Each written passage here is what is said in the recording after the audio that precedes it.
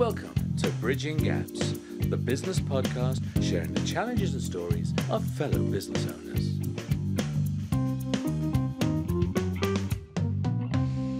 Hello and welcome. I'm Deborah Levitt, the host of Bridging Gaps, the business podcast. In this episode, I'm joined by Suzie Volkes-Smith, director of Be Valkyrie, author, champion bodybuilder, health coach, and fitness trainer. Please join me in welcoming Suzie to the show. How are you today, Suzie? I'm really well. How are you? I am very well, thank you. And I'm really pleased that you were able to join me today. Yeah, thank you so much. It's been, really nice having the invitation to join you on this. Well, I think having, been seeing some of your journey and how things are progressing for you, I thought it'd be a great story for people to hear who are, starting their own businesses and just learning from some of your experiences and looking at some of the challenges that you've been facing and how you've overcome them just, both personally and in the business world. Oh, definitely. Yeah, I'd absolutely love to share it. Anything that can help people and, give people that confidence to actually take the leap and go forward, then yeah, I'll happily share everything. Wonderful. So why don't you start off just by telling us about what your business is? So Be Valkyrie. And also I have to ask, why Valkyrie? Well, so Valkyrie, okay, I'll start with that little story about the name, in fact. So it did start off with allure because, for me, health and fitness is so powerful, and for me, it's the mode for attracting everything you want out of life. So it did start off as allure because that for me was, that's powerfully attracting something. And but it never really resonated with a lot of my clients. And I actually went and started to launch a group program, and my husband Dave, he's very much into his comic books and whatnot. And Valkyrie are female warriors from Nordic mythology, and the name's obviously been used in comic books as well. And here's what about Valkyrie? So I was like, okay. So I named it that, and my clients actually loved it so much that I was like, "Well, okay, well, what do you actually like? Do you like Allure, or do you like Valkyrie?" And yeah, 9 out of 10 of them, or 90% of them were like, "No, we like Valkyrie," and so it stuck, and it is very fitting because for me, it's all about health, strength, and confidence. And, what better representation than female warriors, so it was perfectly fitting, and it stuck. And it was, sometimes things like that just happens. And so, yeah, it did. So I can't take the credit for the name. I must give a little shout out to my husband, Dave, there for that one. It's like, damn it, I have to admit that it was him. Yeah. So he'll be very pleased he gets a little mention there. So Be Valkyrie. So I provide tailored health and body transformations for female leaders and female executives. So it is very much, people really do struggle, about the time, finding that time in their lives to focus on their health. And so many of us place our health as third, or almost most of the time, of our list of values. We value our relationships, we value our careers, our businesses, and they're two really key things. Most of us say health is third on our list, but actually when you ask the same group of people how much time they spend on their health every week, you could hear a pin drop. It's no one wants to fess up how little time they actually dedicate to their health every week. So I help about having a look at that kind of time management around their health and how we can make a healthy lifestyle fit into their lives, along with helping with that confidence to actually, for the women to believe they can achieve what they want to achieve, and also give them that knowledge so they know what's right for them, because everybody's so unique and so different and so special. So it is really about what is right for that person, what is best for their health, how does it make them feel. And so it is very much at the end of it taking them on that journey so they feel healthy, they feel strong, they feel confident, so they can be the person they want to be, and they can, do the things they want to do. Because even if women are so successful in their business already, they're already at, a place where they may have like a 6-figure income, or they may have their own business. So many people hold themselves back because of how they feel about themselves.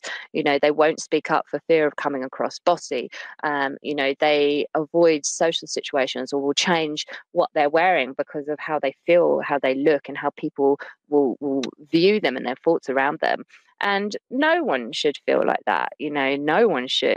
So, it's very much about helping people achieve everything they want, and achieve their maximum potential.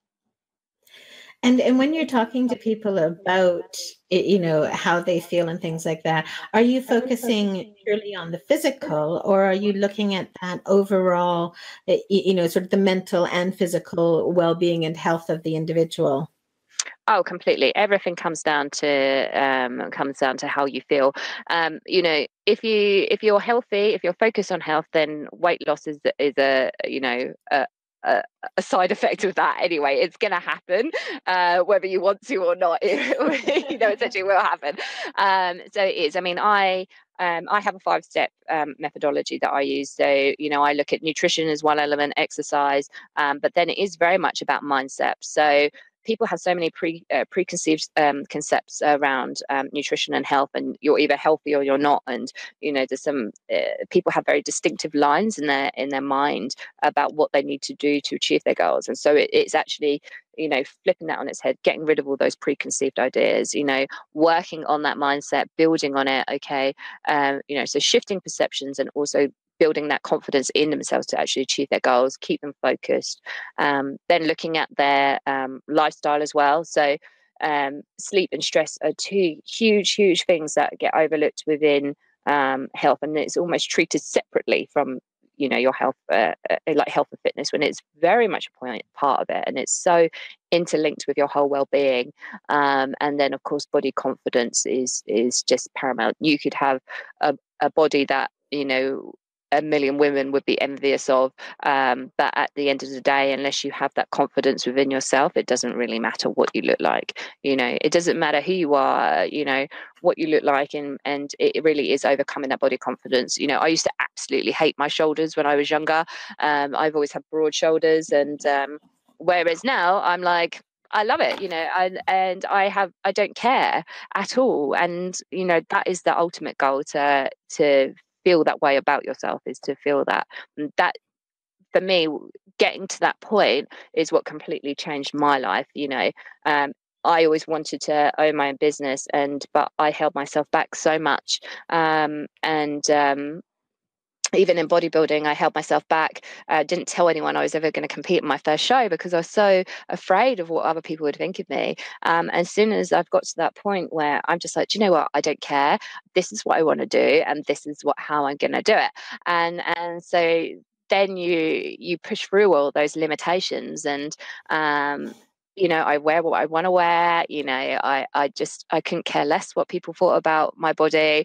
And it is so much. And now the whole thing is like, what makes me feel good? What gives me more energy? And that is the thing. It's the feeling. The feeling is the most important thing. Which is so true, that just having that confidence in yourself. And I've been in places where I'm absolutely lacking in confidence, or body confidence. And it's actually very recently that somebody said something to me, and I realized, not at the time, but afterwards, that there were various things that I had done that previously I would have been, oh, I can't go out, I can't wear this because, of whatever. And I had just gone and done them. And so suddenly it was like this burden was lifted off, that I was no longer worrying. I was just going, oh, actually, no, it's hot. This was in our 1 week of heat, I'm just going to wear this dress because it's nice and cool, and I'm going to be comfortable in it. So it's amazing how much it can just lift you generally in so many different things that you do. Completely. There's some really scary studies actually about, especially young girls. There's a big focus on young girls and body confidence at the moment. And there's a study published about, they tested 2 groups of girls. One, they were just wearing normal attire like trousers, skirts, touch dresses, and another group was wearing bathing suits, and they gave them exactly the same tests, and they sat them in the room the same amount of time, and the group that were in their bathing suits performed significantly worse in the same test than the group that were fully dressed wearing their normal attire. So it does show how that confidence, or being so self-conscious of yourself, how that can affect performance. Yes, and I remember being speaking to a counselor that I was seeing at the time, and telling her that one of the reasons that I knew I was sometimes late was that I was going into an environment that I wasn't comfortable with. So it was normally an environment that was new to me. And if it was a restaurant or something, I was very conscious of the fact that because I'm short as well, if I was taller, my weight would be carried higher. But because I'm short, I have to squeeze between chairs, and that I felt really, that people would be staring at me. And she said to me, "So why do you think you're so important that everybody's looking at you?" And you know how you just stop? Okay, that's a really good question. Maybe they're not. She said, could they just be enjoying their dinner and just, kind of shuffling their chair? And I guess they could be. And it was just such a completely different way of looking at it that I was so worried. I assumed that everybody was looking at me, and it's all in our head, isn't it? Yeah, and that's exactly the same as why so many women have that fear of going into the gym and thinking, "Oh, I don't know what I'm doing," and things like that. And so when I start working with people, and maybe they're not that comfortable initially in the gym, but we start building up to that when they feel comfortable with the exercises, and when they move them to a gym if they're in a different, more private location initially. But and sometimes we scan the room, we have a look around, and we're like, but actually, have a look at how many people are looking at themselves in the mirror, and like how many people are looking at you right now. And then once they start to realize that other people in the gym are so focused on themselves, and they're not even paying the the slightest bit of attention to you being in there, then they start to relax and start to enjoy it a little bit more. But yeah, it's quite interesting because people are like, you walk in there, and I was exactly the same when I first started. I didn't even want to have gym inductions because then people would know that I was new in that gym and I didn't know what I was doing. It was even to that point where I was just like, no, it's embarrassing. I found it embarrassing, which is just, crazy now when I think back to it. And but it is all about installing that confidence, and like you said, realizing that people are so self-involved, so self-focused on what they're doing, that they're just not paying the slightest bit of attention to yourself. That's it. Yeah. So Suzie, you talk about the fact that, the bodybuilding, but you're also referencing, how you felt when you started. So could you tell the listeners a little bit about, how you used to feel and what made the changes that led you to becoming a champion bodybuilder, which, if I'm not mistaken, isn't something that you really, had foreseen when you were a child, and how that led to the health and fitness coaching and things that you're doing now. Of course, yeah. So I grew up incredibly shy, incredibly insecure, to the point where when I was quite young, I would even go red, by people even talking to me that I didn't know. I was painfully shy. As I grew up, I tried to get over that, became more confident, teenage years. In my teenage years, I turned to partying, as you do, like socializing, because that gives you some confidence. Okay, it's false confidence essentially, and so I almost relied on that to be the person that I really wanted to be, because I just still had all this shyness and insecurities. I progressed through my career, but I probably say at best my life was lukewarm, essentially. Had moments of greatness, but I wasn't ever where I wanted to be. I didn't feel happy with my body, but I didn't really, I used to think tuna pasta bake was healthy. So, but you just not, we just don't necessarily learn that much about nutrition and health as we're growing up. So, we just go by what we hear in the media a lot of the time. so I got to a point in my career, and I was like, oh, I'm not where I want to be. I want to be doing something bigger, better.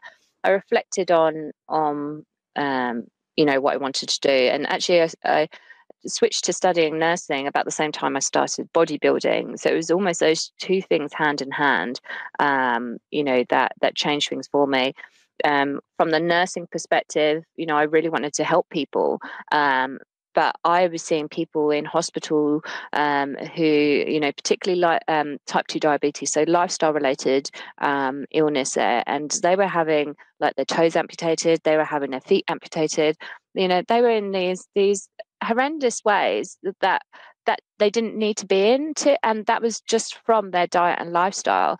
And it absolutely broke my heart. I did some community work as well, and I saw people from the older generation, and they were basically immobile, but then you could have someone the same age that was mobile, and it is, you use it or lose it. There's studies around women where they can't even stand up on their non-dominant leg. Their one leg isn't even strong enough to hold their own body weight.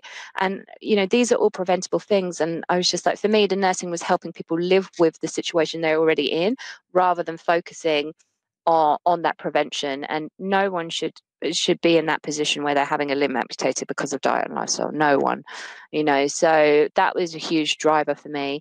On the other side of that, when I started the bodybuilding, again, I saw that as something where I was like, wow, this is something I could do. I could be successful in this. That was like a driver. I wanted to be successful. But I was so embarrassed by the thought of, if I told everyone, what they would think or say about me stepping on stage with these women who I considered to have incredible, amazing physiques. I was like, oh God, I couldn't bring myself to tell anyone. I was just so, not even my partner at first, none of my friends, anyone. I couldn't do it. So actually, my first social media account was on Instagram, was Secret Bikini Diary, and that was my outlet for it, because it was my secret bikini diary. Essentially, and so that's where I shared a lot of my journey on there, and. But yeah, it started very much. I focused on. I did it all myself. I started on the exercise. I knew exercise was obviously key to putting on the muscle to create the body shapes that I needed to create the stage. Got to a certain point, then really realized I needed to start focusing on the nutrition. So that kind of came into it. And, alongside that, it was that mental strength that I needed to start working on. So it was that combination of, the physical side of it, the nutrition and the mindset, that completely, changed my life, like completely, exactly. My energy skyrocketed. My confidence has just been continually growing and growing and growing. Learning how to manage my mindset, overcome these limitations, and that has got me to the point where I am today, where I have my own business, which is what I've always wanted, to have a business. I get to help people, and I just wish that people could see the value in your health and what that can do for you, because it completely changes absolutely everything for you. It really does. And it's so much about, if you spent that much time on your health as you did with, or even just slightly more time on your health compared to like your other two values, your relationships and your career and your business, then just think what it could do for you. It really is so important, and that's why people get so addicted to leading healthy lifestyles when they are healthy, because that is how it makes you feel, and yeah, it does completely change everything. So, and it does really, as you say, it gives you just a whole new perspective on things. I know that, several years ago, I had managed to lose a substantial amount of weight, and unfortunately not in a way that was sustainable, which is why I'm back where I am, and I'm trying to address that now. But the difference in my energy levels, the difference in my confidence in doing things was just phenomenal. And I wasn't at, I was still overweight, but it was just enough that it enabled me to do so much more and to try things. I can remember one of my goals had been that if I reached this certain point, that I would go gliding. And, it's just to try it out.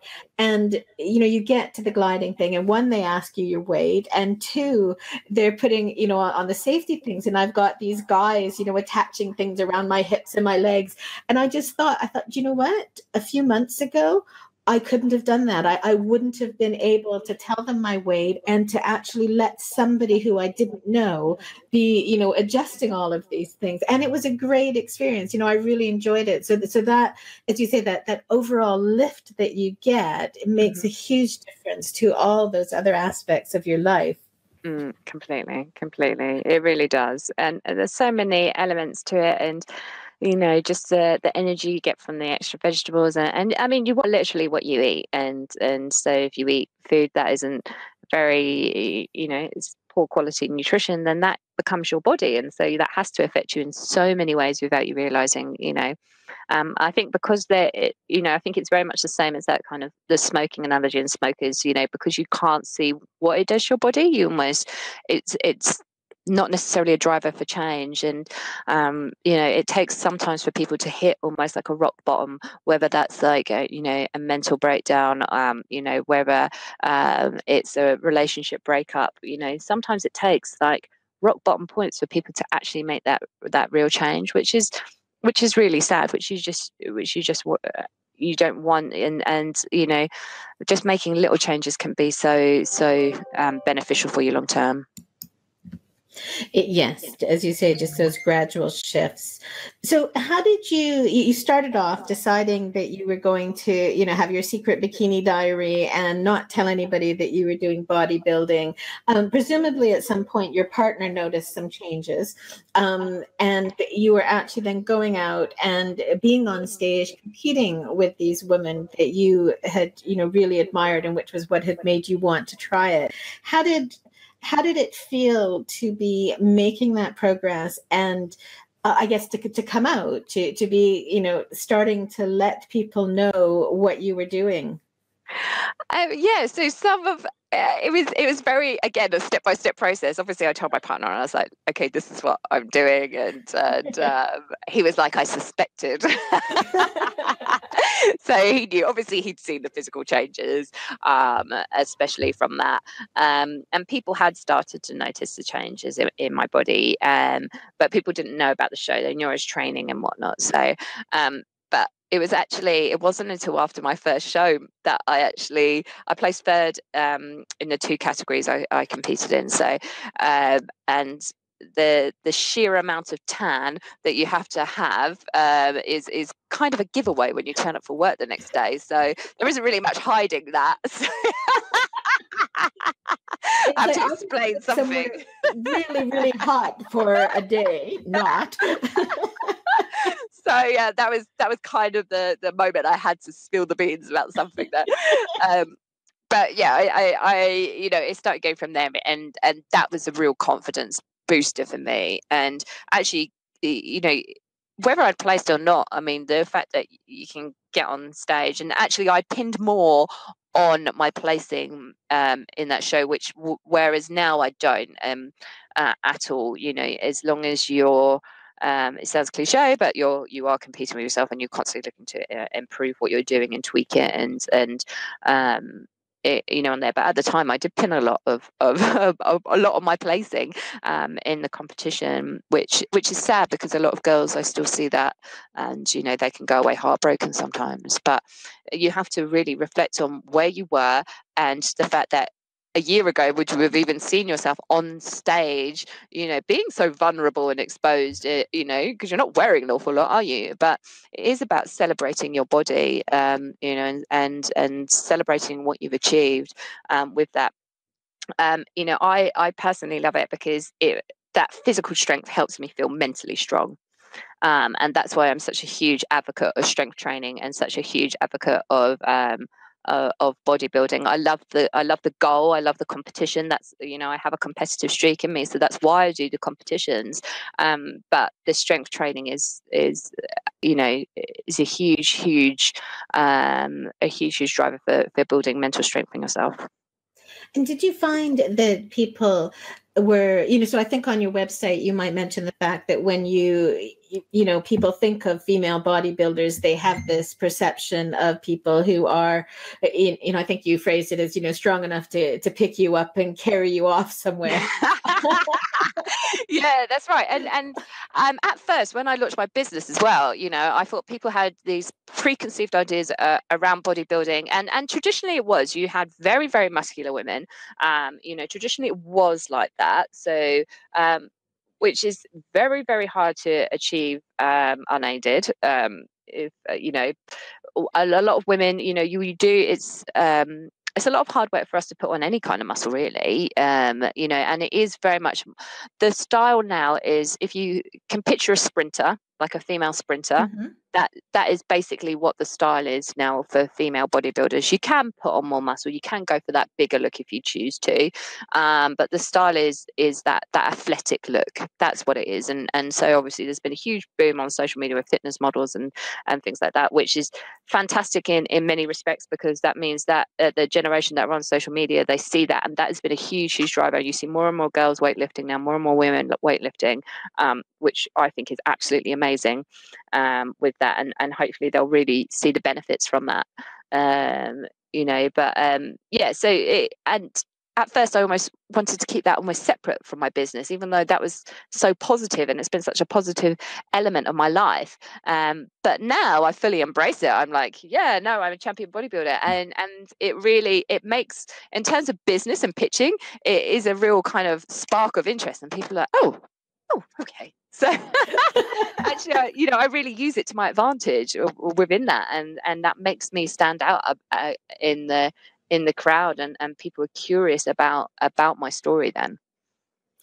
Well, and I think that, looking at you, and when I first met you as well, because I've got the preconceived notion of what a female bodybuilder or even a male bodybuilder looks like as well. And so looking at you, when you then said you were a champion bodybuilder, it's like, oh, and it's, obviously you're not going to be lying about it. So it does then start to raise those questions and that curiosity. And okay, well, you're not what I would have expected. So is it that you were a champion bodybuilder, and that was in the past, and now this is how you look? And it's like, no, okay, no, you still are a champion bodybuilder. So, okay, well, that's something to think about. So I can really see, well, one, how it's made me think about it differently, and how it would inspire, questions and curiosity from the people that you're speaking to.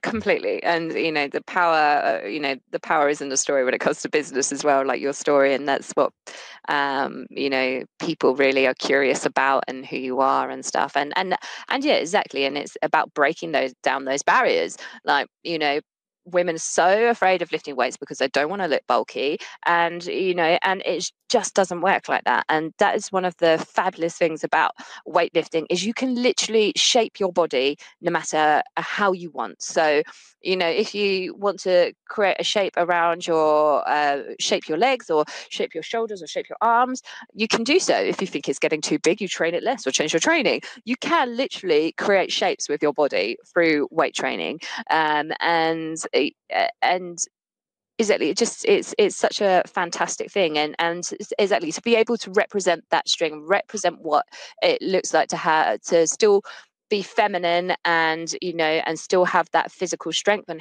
still have that a feminine muscle, essentially. I love being a role model for that, just purely because I know the benefits that you can get from weight training and strength training as a woman.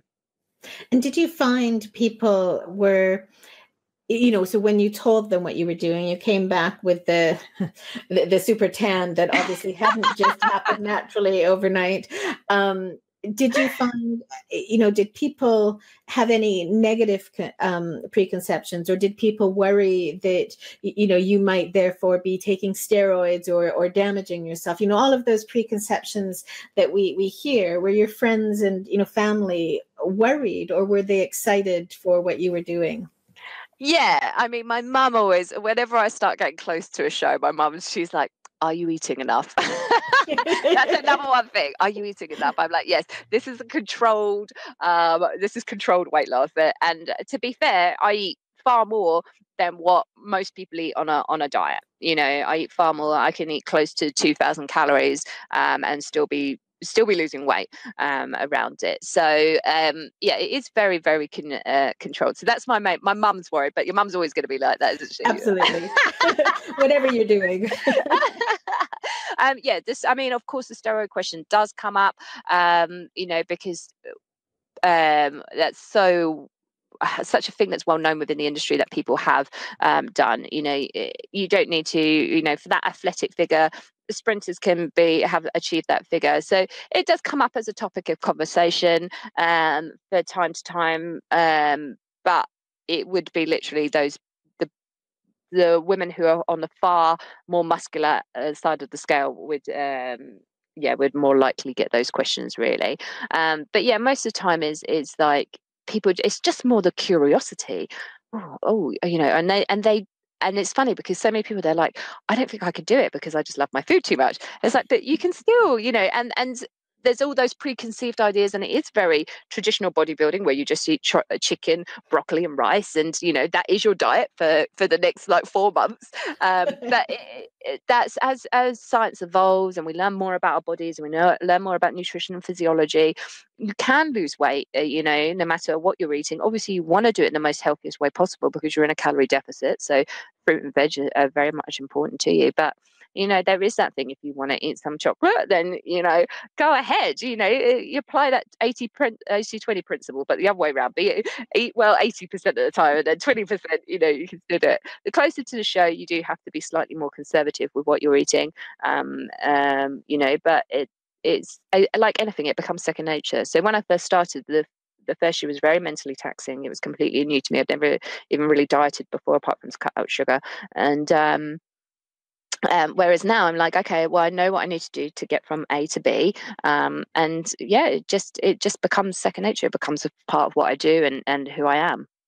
And as you say, you know how to train for it now, you know what's happening. So it's, I guess it's like anything that we do. Once we've done it a few times, we know how to prepare. It's like when I was traveling regularly for business, I used to, I was going up to Manchester, I think, every week, and the taxi would arrive at 5.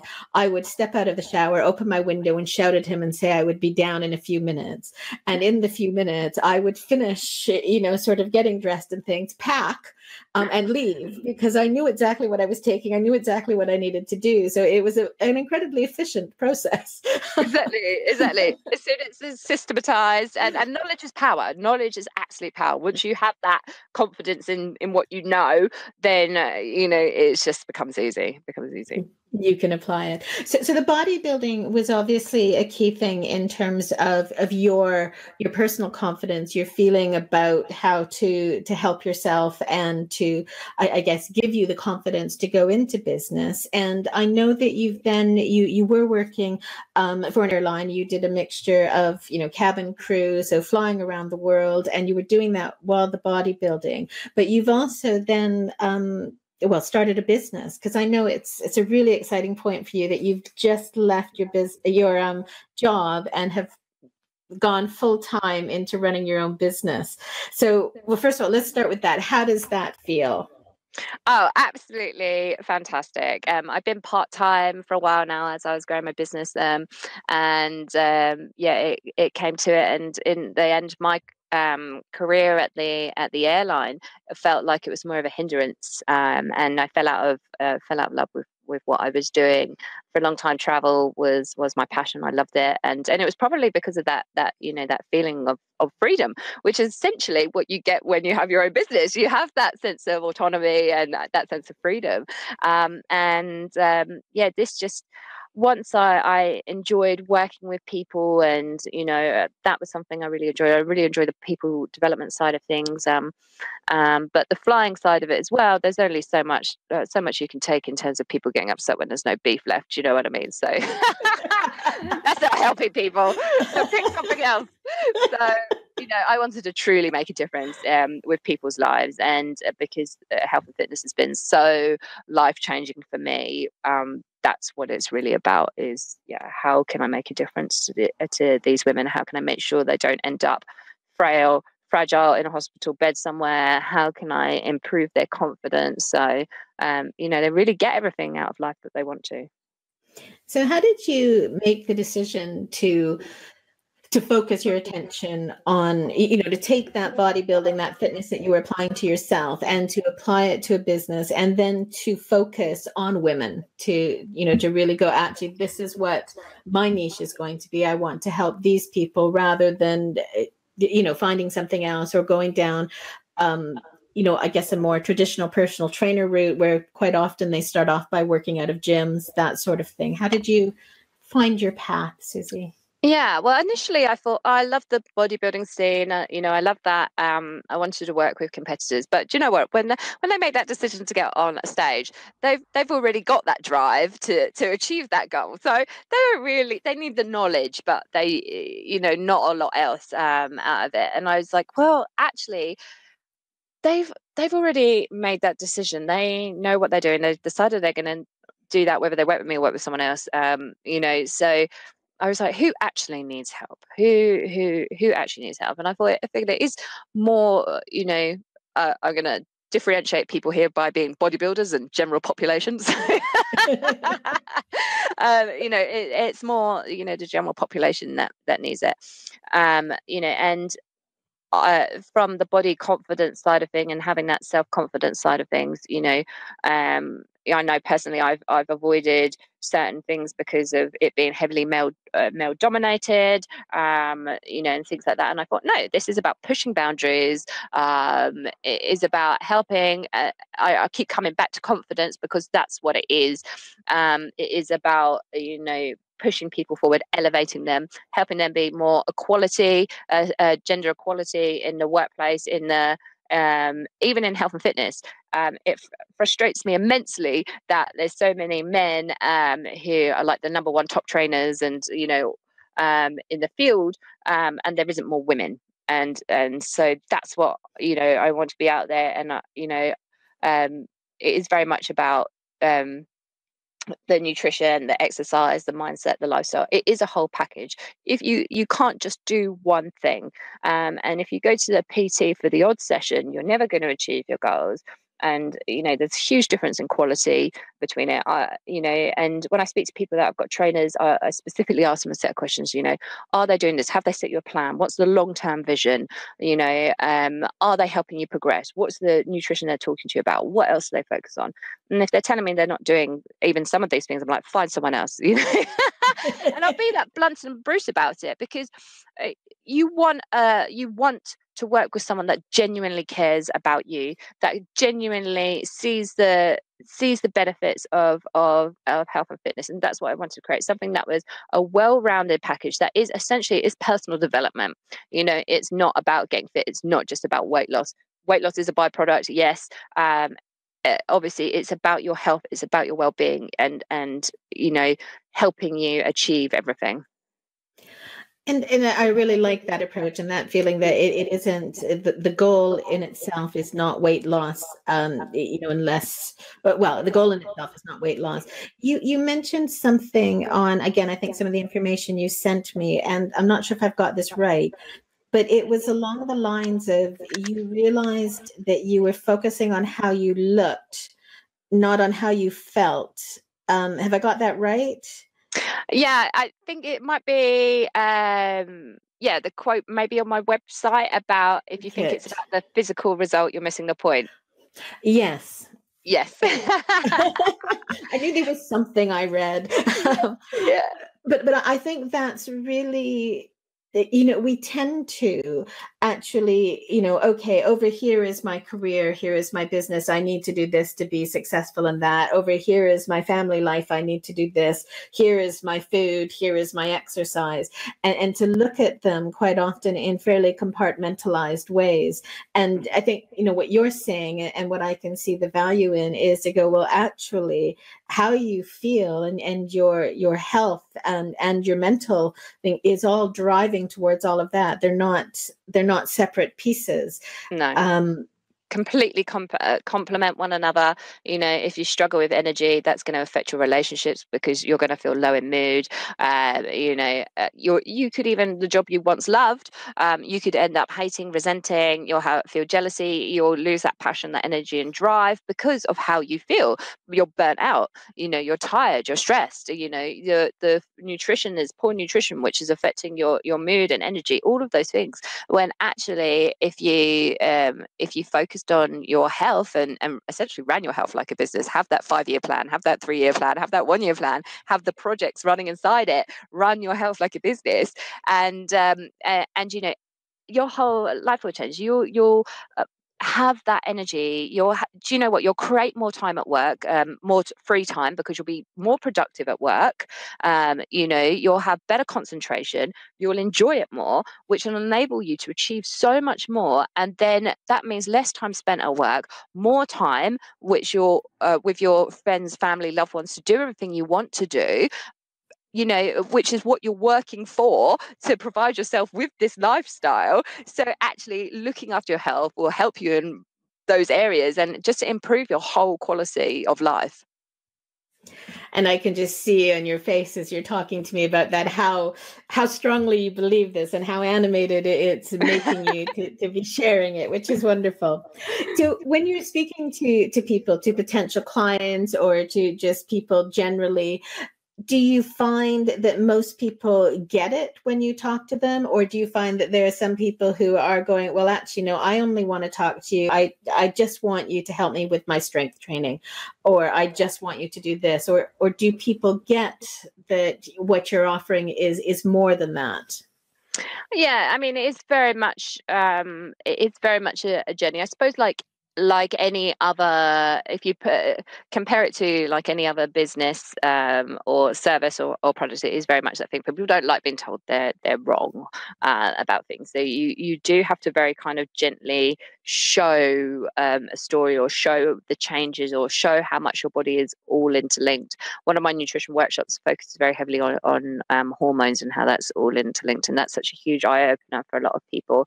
But you do, I do get people say, "Oh, do you do the odd session?" I'm like, no, I just don't work with people like that, because that's not how you get results. This isn't a quick fix. This is how you change your life.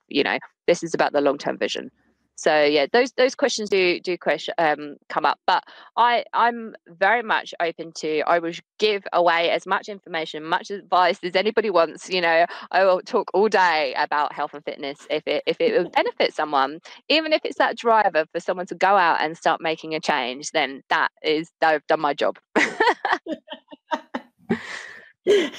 So how do you take a break? How do you relax and get that downtime? So running your own business has its own demands, especially in the early stages. And I know it's progressing really well for you, but it's demanding. How do you make sure that you have fun? And what do you do to have the fun and to make sure that you're looking after yourself? Well, admittedly, I am a workaholic. It's a good thing I love my job. I know, it's a good thing I love my job. No, but I do try. I actually treat, but I treat my health like it's part of my business. So I actually class the time that I'm training and doing things that are benefiting my health. I actually class that as my work time. So that is something that's contributing to my business. So that's very much factored into my diary as that. But in terms of doing things, I enjoy, I do make sure I'm like, who do I really want to spend time with? Who haven't I connected with? And making sure I do have those windows of opportunity to engage with people. Sometimes it's even, calling someone up. So I may have them on my,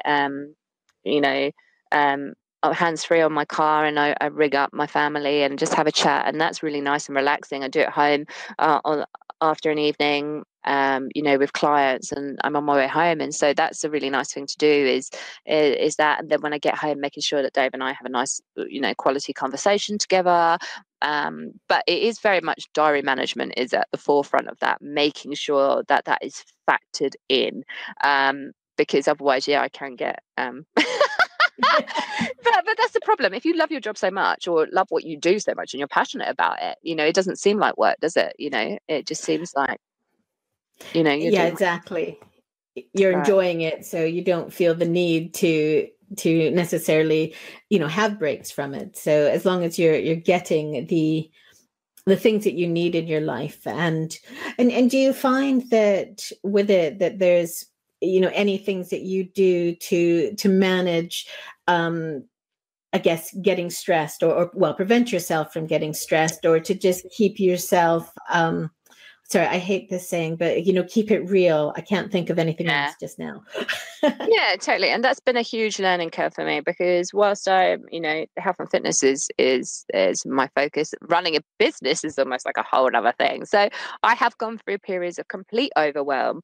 But it is very much about, outsourcing the things that I don't need to be doing. That has been a huge way, having someone come in and do a lot of that for me.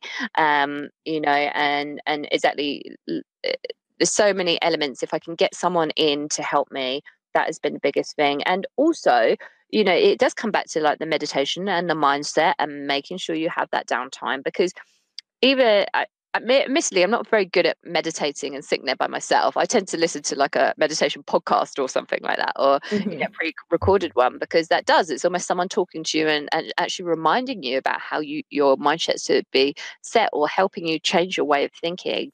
And that is absolutely huge. So I spend a lot of time listening. I'm a huge audiobooks fan, a huge podcast fan. That's what I really, really enjoy. So I make sure I meditate every single day now.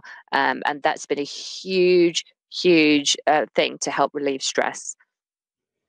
That's really fantastic. And it's interesting. A lot of the people I'm speaking to, there's a lot of consistency coming up in terms of meditation or gratitude journals, which I've been really surprised about, because I mentioned this to Paul yesterday, that it doesn't matter whether it's a male or female, and it doesn't actually seem to matter age-wise either. So, for the spectrum of age groups.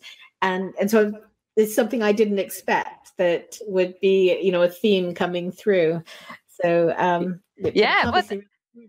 Exactly, and that just pays tribute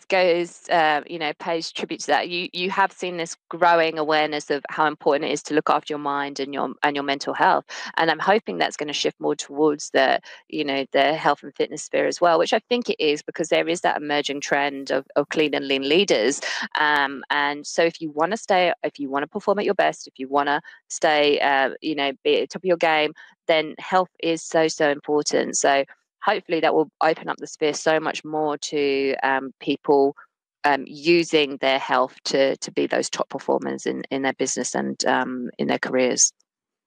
So if you were to look back on your experience so far with setting up your business, are there any things that any tips or advice that you would give to somebody else who's considering doing the same?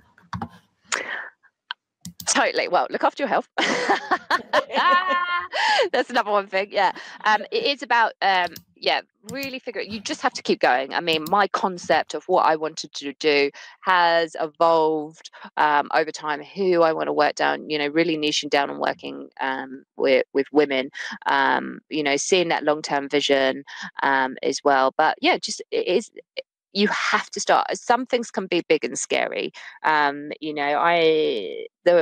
going networking for the first time was a huge hurdle, and I was like, oh, I don't really know what I'm kind of doing. But it is just pushing yourself, even if it is a little tiny thing. It is consistency. Keep taking those little steps. So exactly the same as health. Just make those little changes.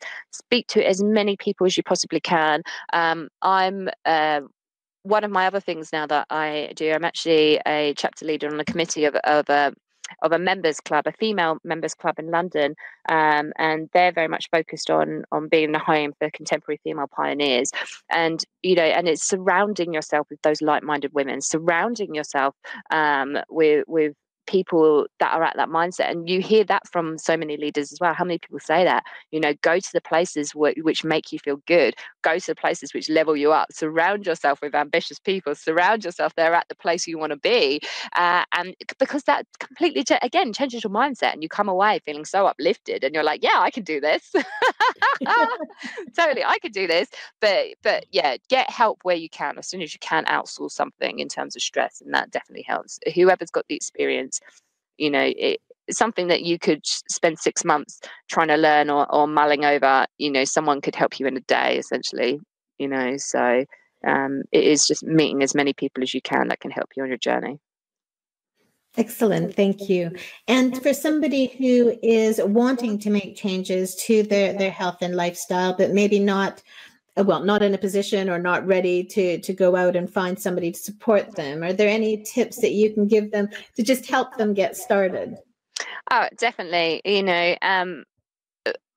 First thing is kind of looking at your diet, assessing kind of where you're at, really. Having an understanding of how much your body needs is a really good starting point, because everybody's very different. And then keeping a food diary, and then keeping a food diary is probably one of the biggest eye openers you can possibly do. To my shock, one of the biggest shocks, I think, was actually the sheer number of calories in 100 grams of chorizo. That absolutely blew my mind, and it was most disappointing as well. So damn it, I want to have that. I thought it was just a little bit. No, I was like, no way is that like 1,000 calories. I was like, this is crazy. So, that's a huge eye opener. So it's all about learning about your body and having that understanding of what you're fueling yourself, because you'll just run on autopilot. If you don't pay any attention to your nutrition, you will just literally run on autopilot. You may think you've eaten well because you ate an apple in the morning, but then you forgot about that chocolate bar and the piece of cake and all of those things you had in the day. So it is about having that, being consciously aware of everything you're doing, and then start looking at where you want to change. Okay, fine. I want to take sugar. I have too much sugar in my diet, so I'm going to start taking that sugar out. So and break it down. I used to drink, like the Starbucks and or the coffees that have got syrup and then add extra sugar in it and then cream on top, the ones that are also like 800 calories or whatever. And so I started weaning myself off that. I knew I could never stick to like the body building diet or make lasting changes if I did too much. And I very much use that stair-step method, those small micro changes with my clients, because it is so effective. Start weaning yourself, drop down to 1 sugar in your tea, then take it out completely. Then if you want to change milk, change it. Look at your breakfast. What do you have for breakfast? Make sure you eat breakfast for a start as well. So many people don't. But having an understanding of the energy requirements of your body is also huge. And then just look to up it. Give yourself little rules. I will eat 1 piece of fruit a day. When you've got the hang of that, I will eat 2 pieces of fruit a day. Okay, I'm going to now introduce vegetables.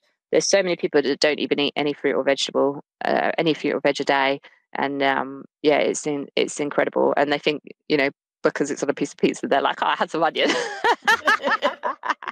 There was a green pepper there, honestly. yeah, totally. But yeah, just start creating that awareness. Just be aware of it. Never beat yourself up, and it doesn't matter how many times you overeat. It doesn't matter how many times you don't eat any fruit and veg. All that matters is you just keep trying. Is that you can use the analogy of like a car, just because you got one flat, you wouldn't then slash all your tires, would you? So no, you just keep trying, just keep going, and you will get there eventually. So that's the most important thing. Just get started and start making those little tiny changes. And I do, personally really resonate with the little changes. I am just, all I need to do is this. And then that helps me to, okay, now I've done that, as opposed to the wholesale. Well, actually, I've decided today I'm, never eating chocolate again. I'm never doing this. And I'm going to be exercising 5 times a week for an hour. It's kind of a doom to failure from the outset, isn't it? Oh, it so is. And actually in my ebook I've got about the 7 mistakes, that's one of the things in there. And that's the exact analogy I use about people saying, I'm never going to eat this. I'm going to go to the gym 5 times. And then by week 3, they probably haven't even bothered washing their gym kit by this point. It's still in the wash bin somewhere, and then they're like, oh, well, I'll just have this, and then that's it's so common, but yeah, it's so funny. But yeah, it is all about the little changes. Don't take on too much, otherwise you seriously get serious overwhelm. Build on it, build slowly. You wouldn't wake up and decide to run a marathon and run it the next day. So you'd have a plan and you'd work towards that step by step. And that's exactly the same as making changes, long-term changes to your health. Thank you very much, Suzie. And just before we wrap up, is there anything that you do want to say to people listening? Any last bit of advice or any information on, how they can get hold of you? I will obviously post up the details of how they can get hold of you as well. Yeah, I really, just don't underestimate what good health can do for you. That is the real key takeaway. And like I said before, even if this makes one person reevaluate where they are with their health, then it's been worth it. It can do so much for you. But yeah, do run it like a business, basically. But yeah, please do message me. I mean, I'm on LinkedIn, so Suzie Jane Volkes, Instagram, Be Valkyrie, Facebook, Be Valkyrie, and then of course my website, which is the Valkyrie Solution as well. So do reach out to me, say hello, and get in touch for any advice you need. That is really wonderful. And it's been really great talking to you, Suzie. And I just love seeing the enthusiasm and the excitement on your face as well. So thank you very much. You're most welcome. Thank you so much for having me. It was really, really great. Really enjoyed it. Absolutely. My pleasure. You've been listening to me, Deborah Levitt, in conversation with Suzie Volkes Smith. Suzie is director of Be Valkyrie. To find out more about her and her solutions, please visit thevalkyriesolution.com. Full details are available in the show notes. Are you considering your own podcast? Why not check out So You Think You Want Your Own Podcast? It's an online course that introduces you to everything that's involved in hosting a podcast, as well as working with you to define your own podcast concept. You can get more information on it at startyourownpodcast.bridginggaps.uk. On next week's show, I'm in conversation with Alison Edgar. Alison is Managing Director of Sales Coaching Solutions and the Entrepreneur's Godmother. She's one of the UK's top 10 business advisors and now a best-selling author. She's got a wealth of knowledge, is bubbly and enthusiastic, and a real joy to speak to. So I hope you join me for our conversation. Bridging Gaps, the business podcast, was produced by Deborah Levitt of Bridge Road Consultants Limited, with original music provided by Pete You've been Dineley. listening to Deborah Levitt on Bridging Gaps, the business podcast.